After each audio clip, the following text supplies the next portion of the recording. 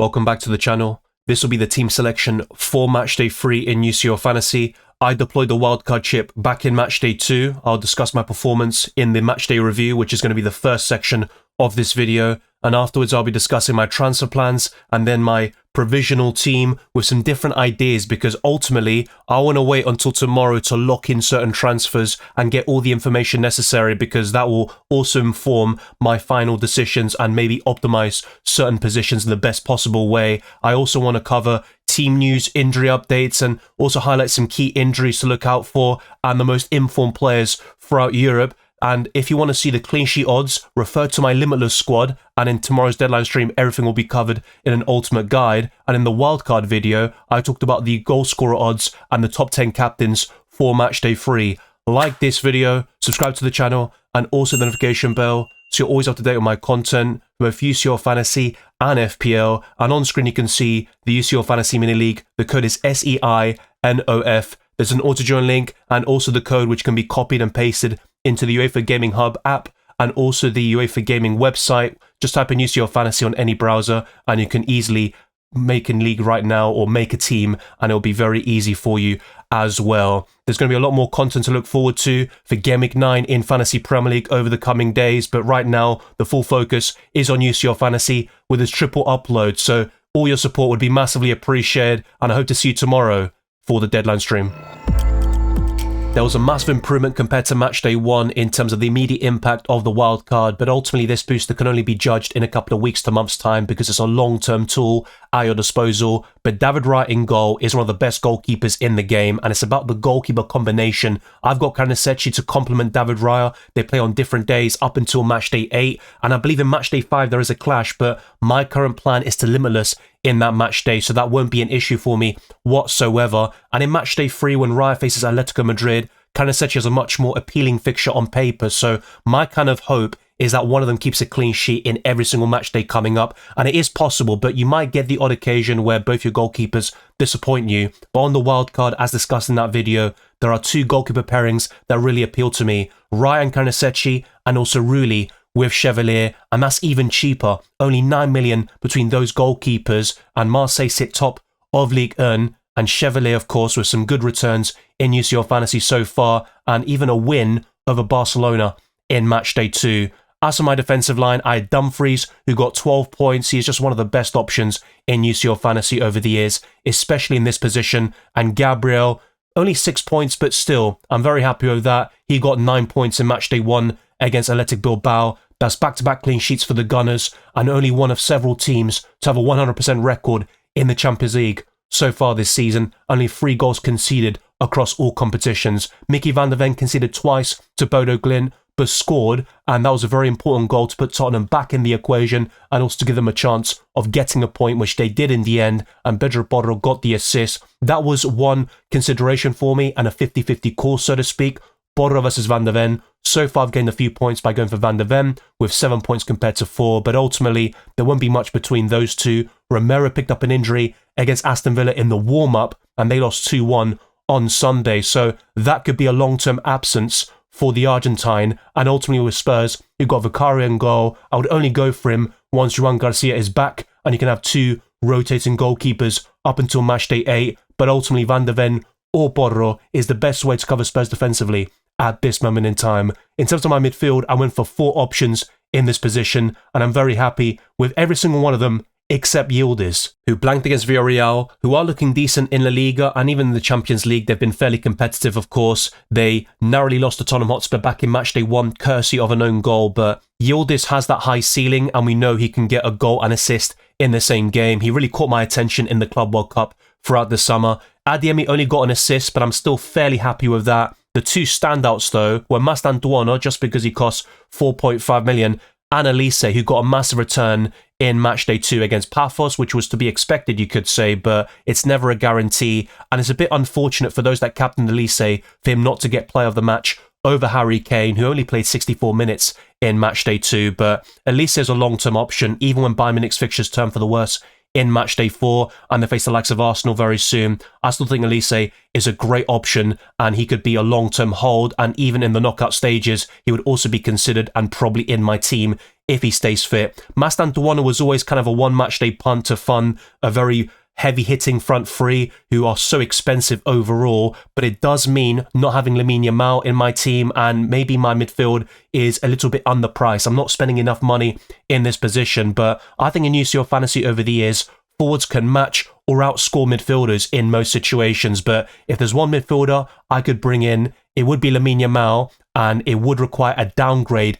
in my front line, which is very difficult to say the least. But Kylian Mbappe is the most likely, despite scoring a hat-trick against Kairat Almaty, facing Juventus at home next, and with some tough fixtures on the horizon, like Liverpool away, who are struggling right now with 4 consecutive losses, and Juventus are winless in the last 6 matches as well. Mbappe has scored in 11 consecutive games, which makes it so difficult to part ways with him. Harry Kane got a brace, 64 minutes played, player of the match. My entire front three got that award. Erling Haaland also got a brace against Monaco in a 2-2 draw, and their manager still got the sack shortly afterwards, but you can't go wrong with his front three. But Haaland is 5th in terms of points amongst UCL Fantasy forwards, behind Thuram, who is going to be unavailable for Matchday 3, the 5.1 million budget forward from Frankfurt, Burkhardt, and then you've got Mbappe in top spot and Harry Kane in second. It will also be an interesting race for the Golden Boot, not just for the top 5 leagues, but also for the Champions League. I think one of Kane, Mbappe or Haaland will win this award by the end of the competition and maybe guide their respective team to the Champions League trophy, and they have done it in the past, except for Harry Kane, of course, but I think he's looking on fire right now. On my bench, I had Garnasechi, the only one to have blanked, actually, because then I had Kalinoglu and Ben Sabani, who both got 4 points, and I had a few 50-50 calls in terms of, do I start Ben Sabani on the Wednesday when making substitutions, or do I go for Yildiz and a few other defenders? But my main concern and regret was actually leaving Dan Burn on the bench. He got 9 points in a 4-0 win over Union Saint-Gilloise, and he got ball recoveries on top of the clean sheet. But I like Dan Burn in the long term, despite Newcastle being in the top 6 for clean sheets in terms of the probabilities against Benfica at home. I don't rate their chances so much in Matchday 3, but I like having Dan Burn in the long run. I think he's a very solid option at 4.5 million. But overall, I got 120 points, which is the best Matchday by far, albeit we've only had 2 game weeks so far in this campaign, but that is much more like it, and it's put me in a much better position now, and the rank rise was incredible, from around 500,000 in the world to 41k, so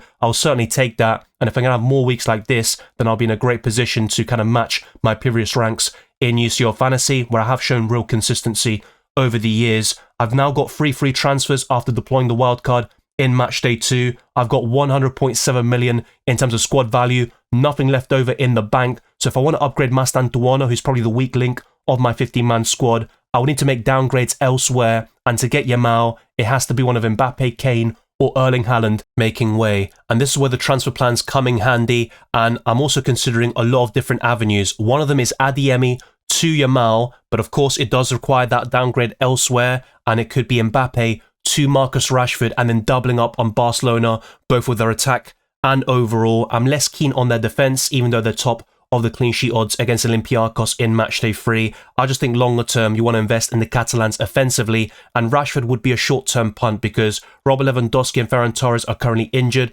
Once they're back, which could be in a couple of weeks' time, that's when Rashford could drop out of the team and be on the bench from time to time, but he got a massive return against Newcastle back in Matchday 1. Rafinha's another absence. He should be back in the next week or so, and that could be another massive boost for the Catalans. But Yamal is the main priority, and ultimately the only reason I would actually go for him is really just to have that Barca coverage against Olympiacos in the early kickoff. We do get the lineups, of course, during tomorrow's deadline stream, but selling Mbappe doesn't seem right to me whatsoever. Now, Gabriel to a Chelsea defender like Chalobah, Gusto or James is on the cards, but I don't think I'd go for Reece James anyway, because he could be rested a little bit in the Champions League and save for the Prem, and we could see Gusto, who actually offers better value.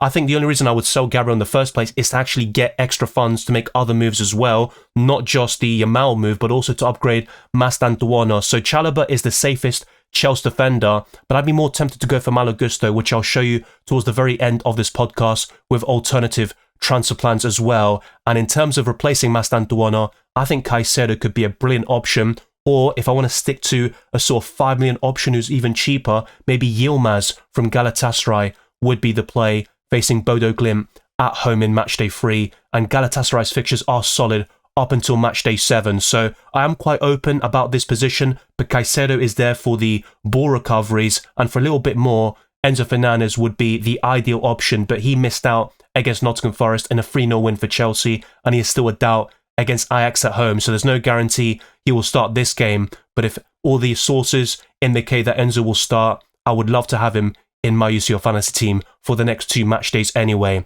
So with all of that in mind, this is my team selection without making any transfers, and like I said, towards the end, I'll show you different avenues as well. David Raya faces Atletico Madrid at home, and despite Arsenal being ranked so highly with the clean sheets, I still think Arsenal could concede in this game, but they have kept so many this season, only 3 goals conceded across all competitions, and Raya is on course to winning a 3rd consecutive Golden Glove in the Premier League. As for the defensive line, I could go for a back 4 with my current setup, with Dumfries facing Union Saint-Gilloise away, Dan Burn against Benfica at home, and Newcastle are joint 6th in the clean sheet odds. They've been solid defensively all season, but they lost 2-1 against Brighton on Saturday. As for Gabriel, he has been outstanding in Fantasy Premier League with 13 points against Newcastle. He scored the winner and also secured DEFCON, defensive contribution points, which is identical to ball recoveries in UCL Fantasy. He did the same against West Ham and got 9 points, and also delivered 12 against Fulham,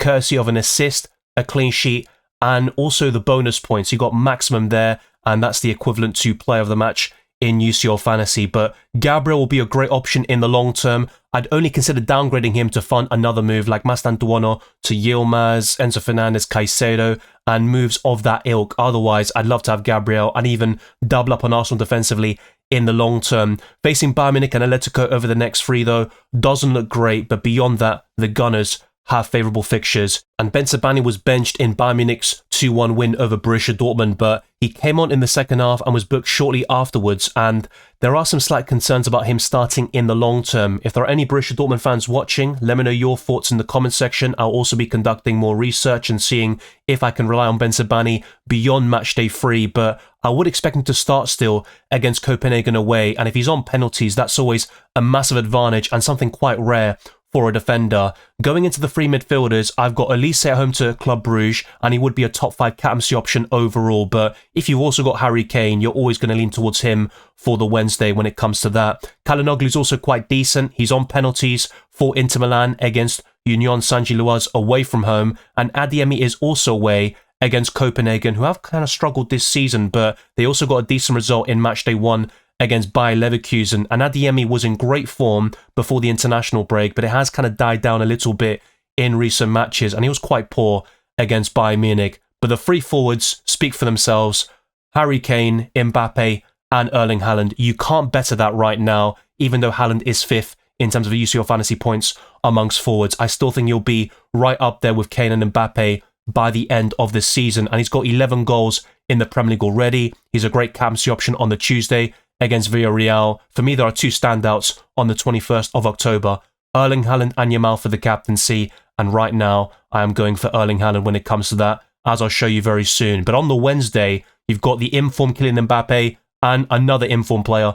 in Harry Kane, who are fixture-proof. They are scoring braces and hat-tricks, getting the odd assist, winning games for their clubs, and they are terrific options overall. Mbappe has a tougher fixture on paper, but Club Brugge have also been quite decent, so it won't be a walkover for Bayern Munich, but they are the heavy favourites to win that game, and they are going to win most of the matches in the league phase this season. Now, on the bench, I've got Karnececi facing Slavia Prague at home. That's a great fixture for a goalkeeper, and if Raya doesn't keep the clean sheet against Atletico, I've got a decent backup to come in if necessary. Van der Ven is facing Monaco away, and Spurs have been shaky in recent weeks. You'd probably back them to concede in that match, but to be fair to them, they have looked more solid in away matches compared to at home at the Tottenham Hotspur Stadium. I've also got Mastantuono against Juventus, and he started against Getafe on Sunday, but he was subbed off early, and long term, I think he could be benched on several occasions. There is also Bellingham who comes into the equation, and Vinicius and Rodrigo can still start together, even though that hasn't really happened so far this season. And Yildiz is also from the same fixture against Real Madrid away. I do like him longer term, but in matchday 3, it's not the best fixture on paper, even though Los Blancos have their deficiencies defensively. And Yildiz, my main concern with him is that Juventus can look clueless at times from an attacking perspective. They didn't score a single goal over the weekend against Como in a 2-0 defeat, and Juventus are 6th in the Serie A table. When it comes to the captaincy, I'm keeping it simple. Erling Haaland on the Tuesday will be my captain, and if I decide to bring in Yamal over the next day or so before the deadline, that will be another consideration for me, and I don't see myself selling Haaland or Harry Kane, and to be honest, the same goes for Mbappe, but that is the most likely if I had to choose one to downgrade for that sort of restructural shift. Now, on the Wednesday though, I've got two options, but Kane does take the cake against Club Brugge at home, and I still rate Mbappe very highly, and he could still be considered. I might even flip a coin during the deadline stream and see where it lands, because you can't go wrong with either Mbappe or Harry Kane for the captaincy, and the same goes for Haaland and Yamal on the Tuesday. Those are the four standouts. You saw my captaincy list, of course, in the best wildcard video, and you'll see it in tomorrow's deadline stream as well, but my plan is Haaland on the Tuesday, and if needed, I will change it to Harry Kane on the Wednesday. Let me now show you some different bits and bobs of UCL Fantasy before showing you some different transfer plans towards the end of this podcast, which could end up being my final setup for Matchday 3. There were some fantastic games in Matchday 2 and also some big hitters delivering in UCL Fantasy, so irrespective of your chip strategy, if you use free transfers, the Limitless or Wildcard, a lot of high scores have been flying around. I'm quite happy that I saved the Limitless for a little while longer, but I do understand the other side of the argument about saving the Wildcard for later in the year, where we have another international break in a couple of weeks' time, and maybe injuries, suspensions, things will happen. But I have to say, as things stand, I'm very happy with how I'm set up in Matchday 3, which is why I'm kind of struggling to finalise those transfers. But by tomorrow, I'll have a clear idea of where to go, because I know which players I want to bring in, and also some of the weak links in my squad. But then it's also about making compromises, and you don't want to sell some of the best players in the game, like Kylian Mbappe, for no reason. But those were the results in Matchday 2, and other things to think about were the team of the week, and Odegaard was in there. He is now injured, unfortunately. Up until November, he was in incredible form for Arsenal, and I only had Denzel Dumfries actually in terms of my UCL Fantasy team alongside Kylian Mbappe, but Rasmus Højlund was there. You also had a few other different picks like Eric Dyer, who won a penalty against Man City and converted it, but that was the team of the week for Matchday 2. And hopefully we have even more from our own UCL Fantasy squads. Now, these are the only 6 teams to have 2 wins out of 2.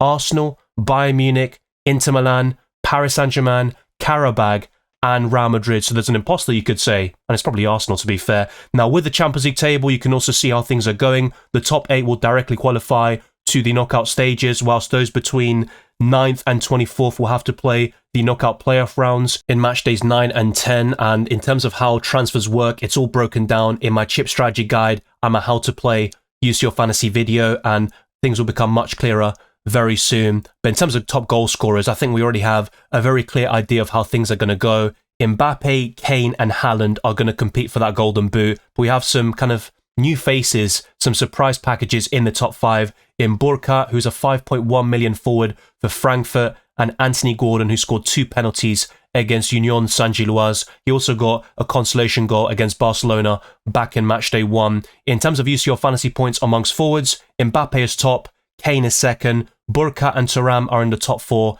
and Erling Haaland is narrowly behind on 19 points. But I do expect him to catch up. He has more goals than games played in the Champions League for Norway, and for Man City, his goal scoring record is also ridiculous, but Mbappe was definitely helped with that hat-trick against Kara Almaty, and also 3 penalties so far in this Champions League campaign. But the last thing I want to show you are the fixtures for Matchday 3, and you definitely want to look at the most appealing ones for a Limitless. I think Barcelona Olympiacos would stand out, so tripling up on the Catalans would be a nice play. I mean, even someone like me, for example, if I don't sell Mbappe and I decide to kind of stick with a very similar structure, I'll probably have no Barcelona players in general, and that could definitely be a little bit, well, concerning, I have to say, against Olympiacos, because you would expect the Catalans to win quite comprehensively. With Kara Almaty and Paphos, I think a big downside to Limitlessing now is that with both of those teams, you are kind of missing the opportunity to double or triple up with a certain big club when they face them. We saw that with Bayern Munich against Paphos and also Real Madrid against Kara Almaty in matchday 2, and with both of them facing each other, you are probably missing out on some great options on paper. I think Arsenal Atletico Madrid is going to be a tough game to call. Arsenal are the favourites, but it's not really a sort of situation where you want to double or triple up on the Gunners. I still like Saka, the likes of Gabriel or any Arsenal defender, Raya included between the sticks would all be solid, but I wouldn't go for Gyökeres over those forwards I discussed, and even the likes of Burkat in the long term when it comes to value. But things do change very quickly in UCL Fantasy, and all the best fixtures are highlighted throughout my podcast. I think Chelsea have a great game on paper against Ajax, who lost 2-0 at home, against AZ Alkmaar, and they're winless in the last 3 matches, so their options will be quite appealing in the midfield and defensive line. Galatasaray as well look pretty decent against Bodo Glimt, so having 1 or 2 assets on the wild card or with free transfers is definitely a decent option. For those who want to downgrade one of Mbappe, Haaland or Kane to then get Yamal in the midfield, Osimhen could be a brilliant option in the forward line,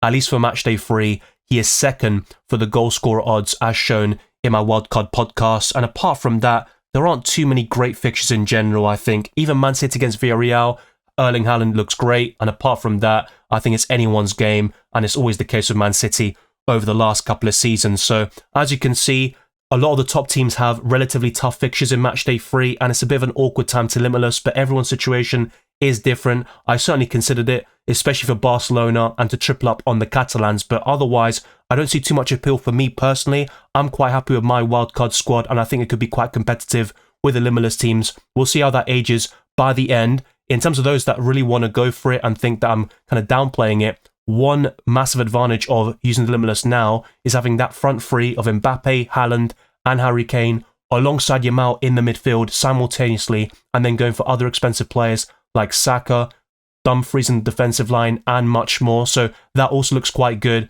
And just check out my Limitless and wildcard squads, compare them, and see what suits your team and setup, because everyone's situation is different.